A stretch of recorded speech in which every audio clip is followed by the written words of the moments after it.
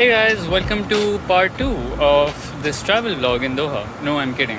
We're talking about ROCD, red flags. I still don't know where I'm going. I have no clue where I am. I sat and have some food, and now I'm trying to go and see where I want to go next. Anyway, so red flags is something, it's a topic that comes up very frequently and with relationship O3 sufferers, because it's something that people really get in a habit of trying to be like, oh, that Instagram post said that this is a relationship red flag. Therefore, I need to leave my partner, or I need to confess to them. I need to tell them I'm a horrible partner, or my partner is a horrible partner. So this needs to change. This relationship is doomed, basically. And it's a very tricky territory, because I think at this point, red flags is not even like something that anybody can like outline with authority. I can start some random page and start talking about, oh, these are relationship red flags. Don't do this, don't do that. These are the do's and don'ts of a successful, happy relationship. No, because hold on, I'm trying to figure out where I am. Do I sit here? Do I go somewhere else? I don't know. Well, let's try to take a detour. So, because these things are extremely subjective, and also it's also something that is not completely factual. Like, there's no unanimous agreement on what is considered a red flag, right? What might be a red flag to one person is not to another person, right? And it's also that these days everything also is a red flag. It's a very common term that is just thrown around as a way of throwing alarm and just this really sense of like danger and threat constantly, which isn't helpful, because it puts people in a we're going to turn because it puts people in a very fearful place of then analyzing every single aspect of the relationship, right? And it doesn't help people think more like in a more nuanced and complex way. And that's how relationships are in reality. They're complex, they're nuanced, situations are not as straightforward. Like, I can randomly read advice on Instagram, for example, right? Someone saying that your partner working too much is a red flag. Okay, but also I can't just adopt that advice surface level to my life, right? And that specific relationship, because that advice that someone has posted is not taking into account like the complex dynamic that one person has with another human being, right? And their history and how they live their life, and the cultural context, the situational context. There's so many different elements to it that you have to really look at. And so one of the big mistakes that OCD sufferers make is that as soon as they read something on the internet, it's like, okay, blanket, just pick that up, apply it to my life, and try to live by it, right? Oh, Jordan Peterson said you need to be productive. Then I'm just going to start doing that. Or X speaker or someone said this on his podcast about relationships. I have to adopt that. No, you can't do that, because those are not saying that those can't be good points, but you can't just like blanketly take that and just adopt it in your life on surface level. That's just harmful to yourself, and that's unhealthy, because then anything anyone can say will be like, oh, now I'm changing my direction of life because that person said this. Now I'm changing my direction because that person said this. There's never any one direction that we follow. Then we're constantly then switching sides, which is something OCD loves. It loves to morph. It loves us to make immediate changes in our life and morph onto different situations and whatnot, right? Someone can say that, oh, you and your partner need to be on the same page all the time. And someone else on a podcast can say that, it's actually really healthy to have disagreements. Who do you follow? Like, literally, who do you follow? Who do you see as a more valid point of advice? And then it causes confusion in the brain that, oh, who do I listen to? Which page do I listen to? Which person do I listen to? Which advice do I apply? Does this apply to me, or does that apply to me? No, but I also have OCD. You have to look at the term red flags and really break it down where it is. A red flag is essentially an unhealthy personality trait or like a bad habit or a bad personality trait that someone has, right? That's literally it. And yes, there are some habits that can be a little worse than other habits. But if you just throw around the term red flag like anything, like the fact that, oh, if my, I don't know, when we were out, my like partner just looked at another person on the street, that's a red flag. No, it's not a red flag. That's literally not a red flag. Is it an unhelpful habit? Maybe.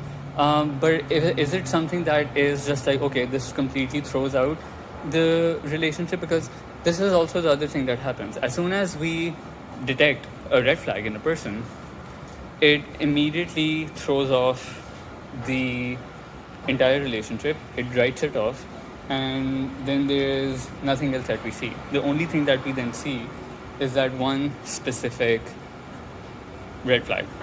We don't take into account like all the other different small aspects of the relationship, the complex like dynamic that you have with that person, and that's all we see. That's the problem that becomes like, let's say even if it is even if it something is per se a red flag, why does that have to define the entire relationship, and why does that mean that something has to be completely written off and just escaped, right? People have really bad habits, and it is something that can be worked on over the course of time.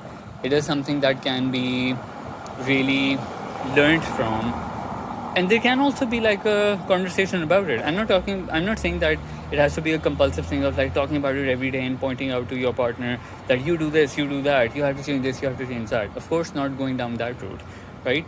But like also not seeing it as that this has to change, otherwise I have to leave the relationship. It doesn't have to be that kind of situation.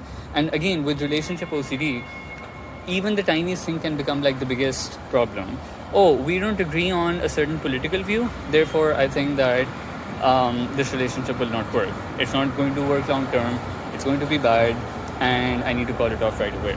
The other like thing over here is then also the element with attachment styles. Now, attachment styles is also a very slippery slope, and I got asked the other day in a WhatsApp group, and I think I've also talked about this like on one-to-one calls as well, that it's attachment style theory, at least for OCD sufferers, kind of goes out the window, because each one that you're going to read is going to feel like, oh, this is me, and this is me, and this is me, right?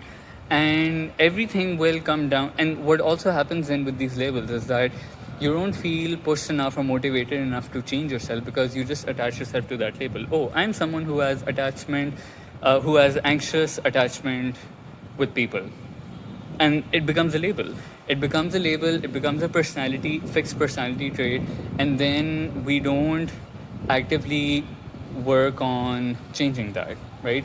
We don't look at the beliefs behind that. If you take away that label, right, and if you look at what that supposed attachment style is and what are the beliefs behind it, breaking that down is important. Not what the label is or what it fixes on, like what it fixates on, right? And it's also not like helpful, because you'll find relatable content in all those attachment styles, right? And if you're researching which is mine and which is not mine, I need to evaluate myself, I need to know exactly which is mine so I can work on it.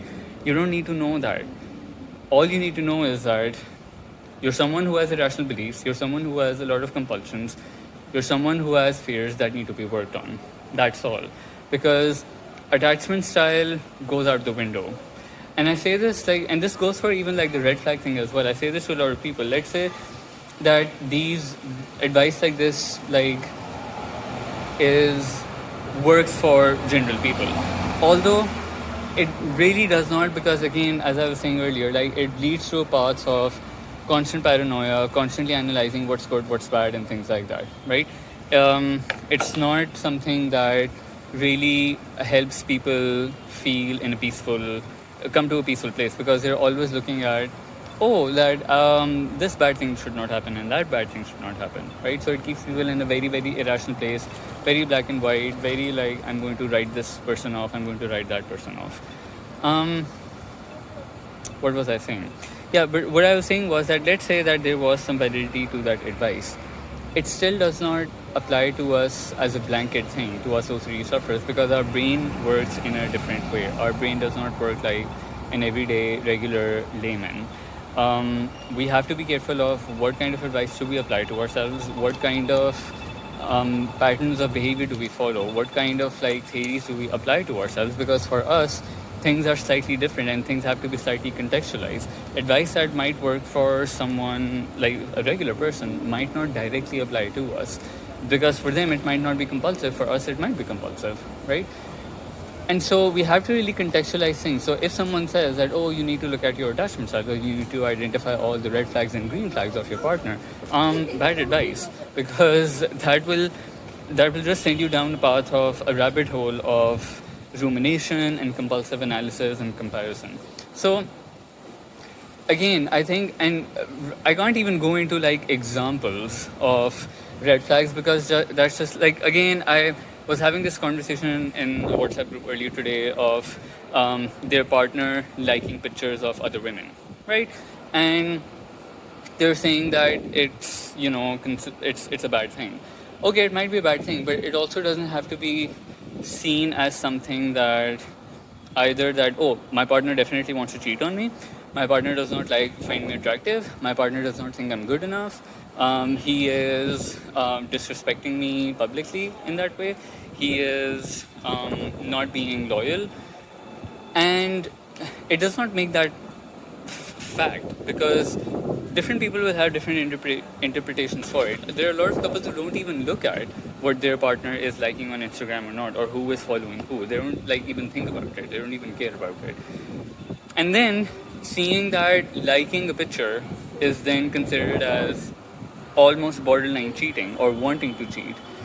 There's something about that is coming from a strong place of irrational beliefs in that context. Because if it's leading to a direct big conclusion about the entire relationship that you've had, then that's very black and white thinking, right? Because you are literally seeing this as like a chip in that person's shoulder, and that thing that defines their personality. Oh, if he's liking this, then he must be a disloyal person.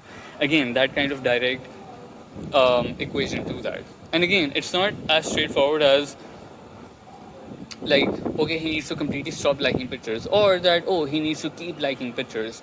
It's not, something can be there in the middle as well. It's all about the belief behind it. If the belief is that him liking other pictures makes him a bad person or makes him a bad husband, no, I mean, that's just a very exaggerated claim that it comes with. So these things are these are things that we really have to look at as a conversation and as complex and nuanced, because when it comes to online relationship advice and relationship blogs and whatnot, it's very, again, it's very contextual, and it's not something that can be applied directly like that at all. And it has to be done very carefully, but it all comes down to the belief. Doesn't matter what the label is, doesn't matter if it's attachment anxious style, it doesn't matter if it's a red flag or not, it doesn't matter if it's a green flag or not. What matters is, or it doesn't matter if it's toxic or not, what matters is, again, the belief behind it and the perspective behind it, and whether we can come to a more rational perspective of that, which does not mean that the other person or you don't have to change or can't make changes to yourself as a person. You can, but also without berating yourself and completely seeing yourself as a worthless person for having that personality trait or having that thought or having that habit. So that's what we really need to look at. Tricky subject in the sense of like delicate subject to discuss, because it really requires like more in-depth conversations, and also looking at what each person thinks is a red flag and breaking that down as a habit, right? Not seeing it as a black and white bad habit, seeing it as, okay, there's another perspective to this, and there's a certain balanced way of looking at it as well.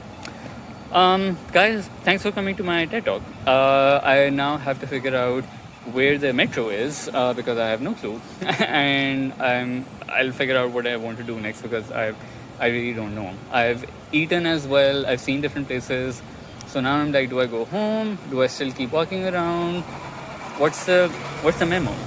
Please message me. Tell me what the memo is. All right. Take care. Bye.